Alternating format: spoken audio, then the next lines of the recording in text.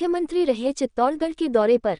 चित्तौड़गढ़ मुख्यमंत्री भजनलाल शर्मा चित्तौड़गढ़ के दौरे पर रहे। मुख्यमंत्री भजनलाल हेलीकॉप्टर से चित्तौड़गढ़ के मातृकुंडिया पहुंचे, जहां पर श्री पशुपतिनाथ महादेव मंदिर प्राण प्रतिष्ठा महोत्सव में शिरकत की। इससे पहले उन्होंने तेजाजी मंदिर मंगलेश्वर महादेव के दर्शन किए। मातृकुंडिया को छोटा हरिद्वार कहा जाता है तथा इसका काफी महत्व है। भगवान परशुराम की तपोस्थली कहा जाता है। बहरहाल चित्तौड़गढ़ के जनप्रतिनिधियों में जाट समाज के नेताओं ने मुख्यमंत्री का स्वागत किया तथा इस अवसर पर एक आमसभा भी रखी गई। किस प्रकार आयोजित हुआ मुख्यमंत्री का कार्यक्रम, एक रिपोर्ट।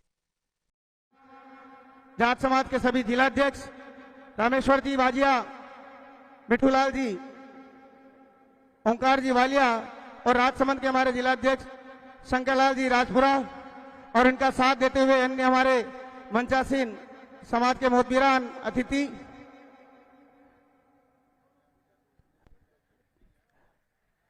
बोल तेजाजी महाराज की, बोल पशुपतिनाथ महादेव की।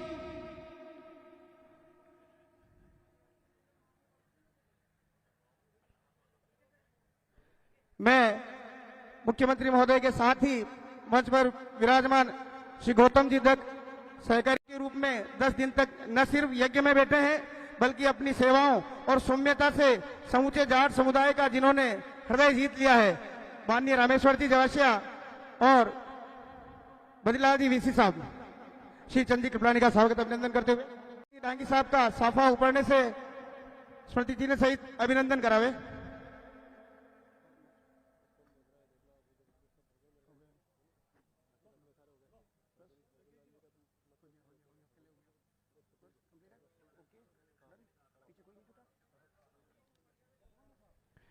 माननीय उदयलाल जी डांगी साहब, विधायक वल्लभ नगर,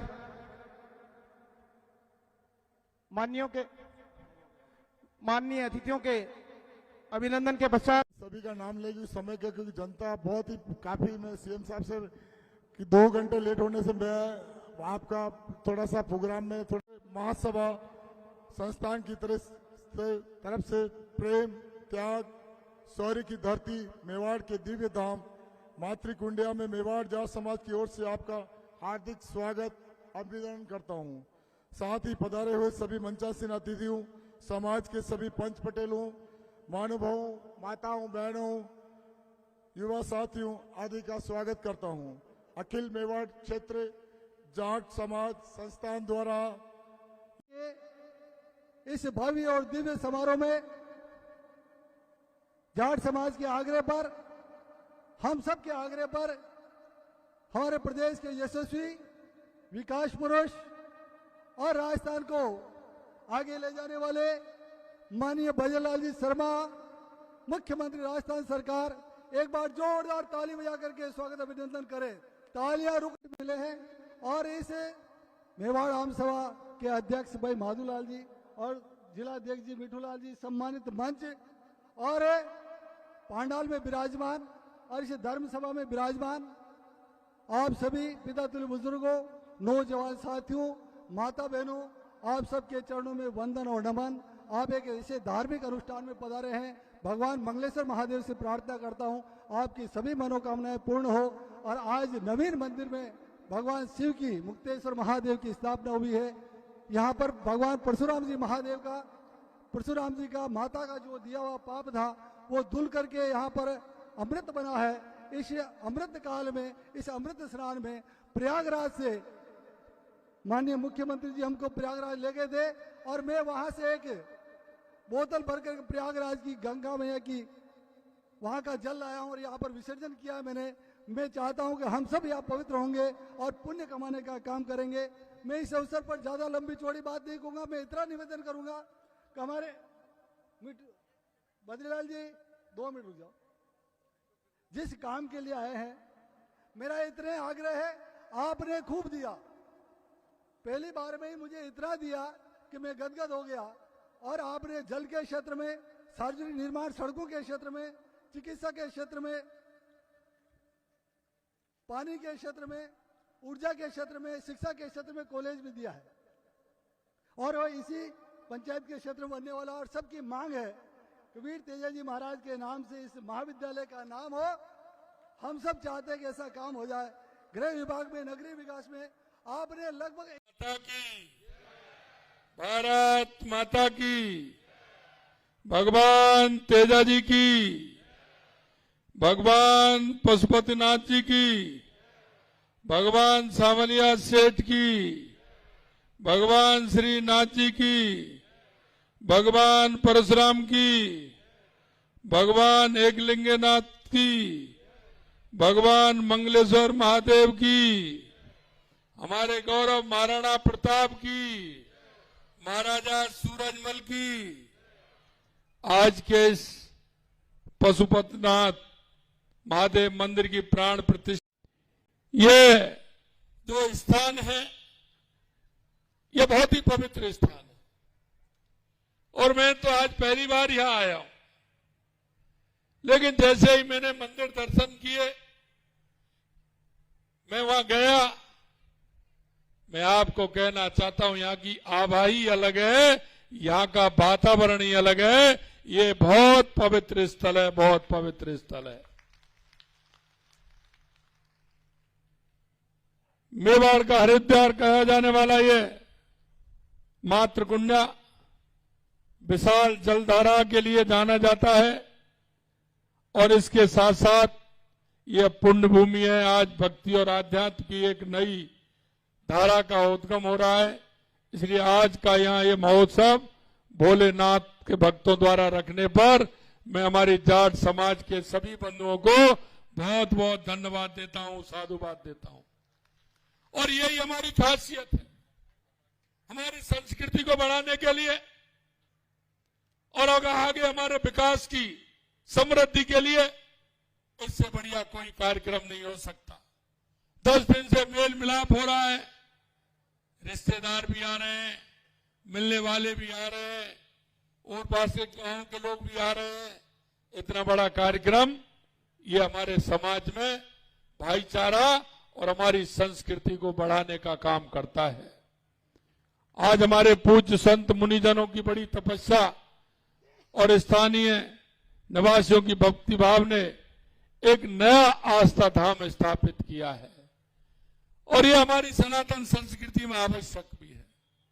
और आवश्यकता इसलिए कि आज मुझे पूजनीय संतों और श्रद्धालुओं की उपस्थिति में इस भव्य पशुपतिनाथ महादेव मंदिर में मूर्ति प्राण प्रतिष्ठा के आयोजन का हिस्सा बनने का अवसर मिला है। ये मेरे लिए सौभाग्य की बात है। मुझे विश्वास है कि महादेव की असीम कृपा से पशुपतिनाथ महादेव मंदिर एक महत्वपूर्ण आस्था स्थल के रूप में उभरेगा और ये क्षेत्र आध्यात्मिक शक्ति के रूप में ये क्षेत्र जाना जाएगा। ये पशुपतिनाथ महादेव मंदिर की स्थापना के लिए मातृकुंडा के निवासियों को, चित्तौड़गढ़ के निवासियों को, प्रदेश भर के समस्त श्रद्धालुओं को अपनी हार्दिक शुभकामनाएं देता हूं। मैं पुनः अखिल मेवाड़ क्षेत्र जाट समाज महासभा का आभार प्रकट भी करता हूं, जिन्होंने मुझे इस पवित्र कार्यक्रम का हिस्सा बनने का अवसर दिया है। चित्तौड़ की धरती अत्यंत गौरवशाली है। इसे एक तरफ शौर्य और स्वाभिमान के लिए जाना जाता है, तो दूसरी तरफ भक्ति और आध्यात्म का ये प्रमुख केंद्र के रूप में जाना जाता है। इस धरती पर वीर शिरोमणि महाराणा प्रताप जैसे वीर योद्धा हुए, तो इसी धरती पर भक्ति शिरोमणि मीराबाई हुई। और यही नहीं, साथियों मैं कहना चाहता हूं, इस मेवाड़ की धरती का कण कण में भगवान शिव बसते हैं। यहाँ के आध्यात्मिक क्षेत्र जब हम देखते हैं, चाहे वो सामरिया जी हो, चाहे श्रीनाथ जी हो, एकलिंग जी हो, चाहे हमारा सीता माता अभ्यारण्य हो, त्रिपुरा सुंदरी हो, ये सभी जगह से एक ऐसा धार्मिक स्थान है जो इसको हम धार्मिक पर्यटन के रूप में भी हम इसको विकसित कर सकते हैं। इस धरा के बासिंदे जो दृढ़ राखे धर्म की ताई राखे करतार, ये कहावत यहाँ है, वो अपना आदर्श मानकर सदाचरण करते हैं। मित्रों, मैं एक बात और कहना चाहता हूं, ये महाराणा प्रताप की धरती है और मैं महाराजा सूरजमल की धरती से आता हूं। ये राजस्थान के अंदर ये दो पहचान ऐसी है, चाहे वो महाराणा प्रताप हो या महाराजा सूरजमल हो, इन्होंने हिंदू धर्म की रक्षा के लिए इन्होंने उन आदाताइयों को, मुगलों को, जिनको खदेड़ने का काम हमारे इन्होंने ही किया था। और ये हमारी धरोहर है। इन्होंने राष्ट्र के लिए अपने आप को समर्पित कर दिया और राष्ट्र की संस्कृति और विरासत के लिए अपने आप को न्योछावर करते हुए, हमारी आने वाली पीढ़ियों को ध्यान में रखते हुए उन्होंने जिस तरह से हमारे राजस्थान का मान और सम्मान, गौरव बढ़ाने का काम किया है। साथियों, मंदिर एवं मूर्तियों की प्राण प्रतिष्ठा भारतीय संस्कृति एवं परंपरा का अनादिकाल में हिस्सा रही है। मंदिर आस्था के प्रतीक होने के साथ ही हमारी सामाजिक एवं सांस्कृतिक चेतना के प्रमुख केंद्र भी हैं। यहां से हमारी सांस्कृतिक चेतना और हमारी संस्कृति का उदय होता है, हमारी वास्तुशिल्प और उत्कृष्टता के दर्शन भी होते हैं। मंदिरों ने हमारी परंपरा, हमारी संस्कृति, हमारे मूल्यों को संरक्षण का काम किया है। मंदिर भारतीय सनातन संस्कृति की आत्मा है, क्योंकि इन मंदिरों के माध्यम से, देवालयों के माध्यम से, हमारे इस तरह के सांस्कृतिक केंद्रों के माध्यम से हमारी विरासत को मजबूत करने का काम हम करते हैं। आध्यात्मिक क्षेत्र में भारत की जो उपलब्धियां रही हैं, जो पहचान है, उसमें मंदिरों का बहुत बड़ा योगदान है। मैं आपसे इतना ही कहना चाहता हूं, देश के यशस्वी प्रधानमंत्री नरेंद्र मोदी जी कहते हैं कि विकास भी और विरासत भी, हमारी विरासत को भी बढ़ाना है और देश के अंदर विकास को भी करना है। आपने देखा है कि देश के यशस्वी प्रधानमंत्री नरेंद्र मोदी जी के नेतृत्व में 2014 के बाद कितना बड़ा परिवर्तन हुआ है, और वो परिवर्तन हर क्षेत्र में हुआ है।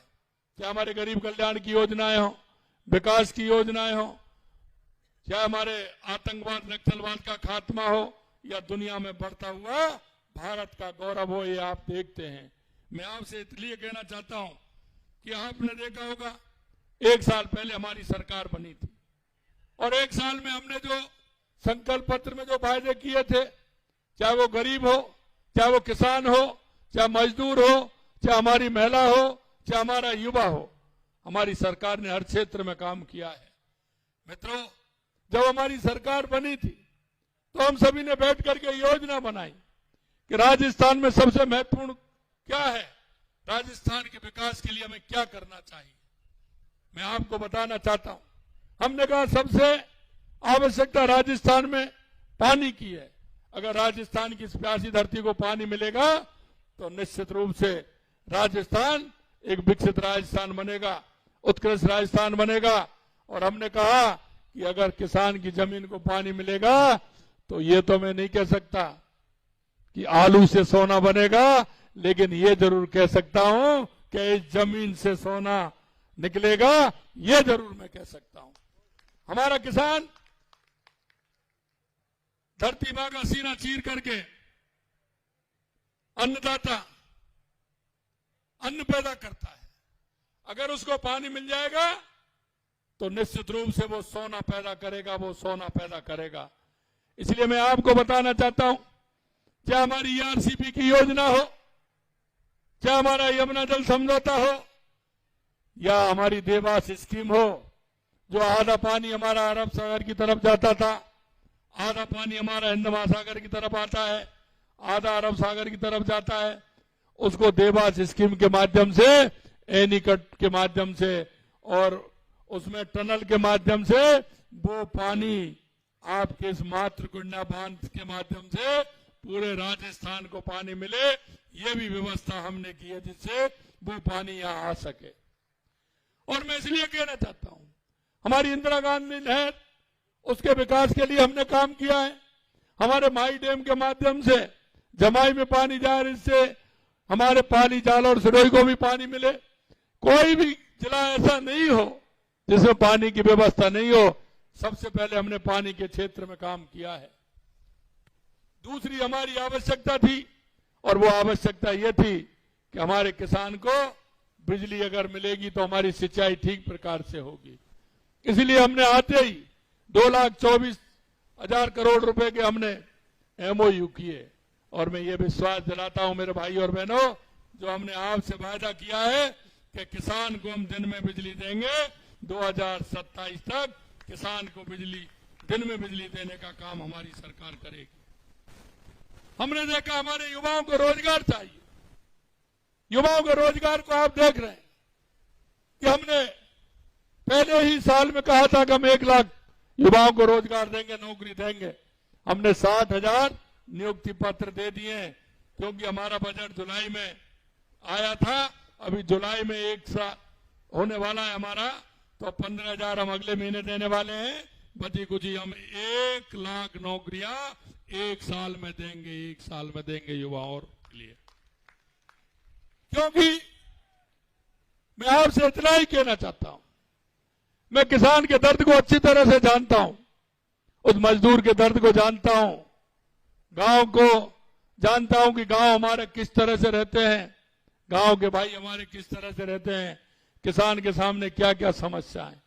इसलिए किसान का बेटा अगर कहीं उसको रोजगार मिलेगा तो निश्चित रूप से हमारा किसान उन्नत होगा। क्योंकि खेती से काम नहीं चलता है। आज के जमाने में अगर किसी के पास खेती है तो खेती से काम नहीं चलता है।